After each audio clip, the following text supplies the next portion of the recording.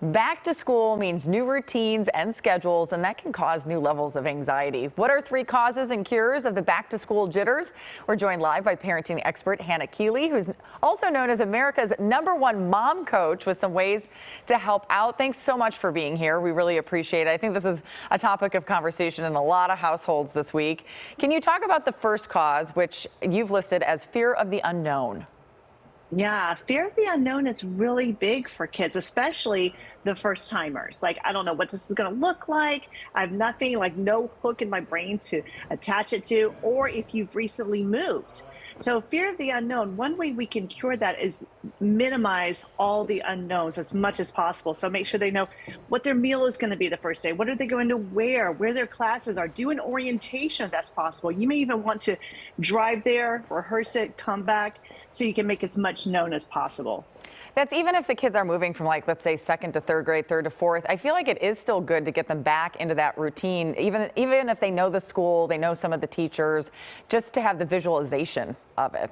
Yeah, absolutely. Absolutely. And practice at home, your routines. Like, start getting up the time that you're going to get up and start getting things ready the night before. Those kind of things are really going to help ease that transition. Good advice. Fear of separation. This was me as a kid. I never wanted to leave home and go to school. I just wanted to stay with mom and have a great day at home. So what do we do to conquer this?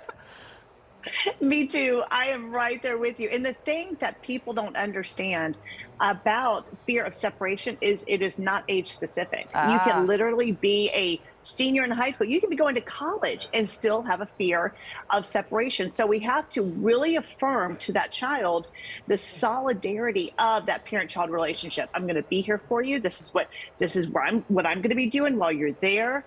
This is how the activities that we're going to do on the weekend. Maybe make an activity that just you and the child can share together, just so they feel affirmed that even though I'm going to a new place, I'm separated, we are still solid. Well, and if they have anxieties and some worries maybe before school, you set an appointment, like tonight at dinner, we'll talk about this, that kind of thing.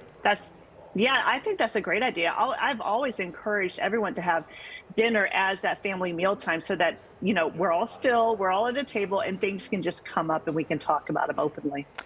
Finally, we want to talk about the fear of exclusion. And this one breaks my heart because we have talked so much about, you know, just social media and the role it's played and how separated we all are.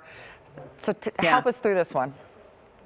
Well, you know, on the good side, I think kids today are a lot more inclusive than they used to be, which is beautiful.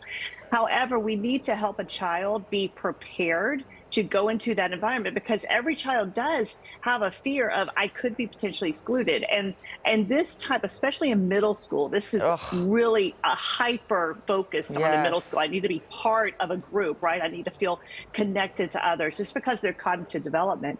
So we have to help them, first of all, be affirmed in who they are. We continue to help them see themselves as a very charismatic, powerful, smart, strong person. And we can also help them get ready for that first day, even down to what do they want to wear? How will they feel more confident in what the environment they're going to go into? So, for example, if a kid's like, I know this sounds a little bit shallow, but it does make a big difference in a child.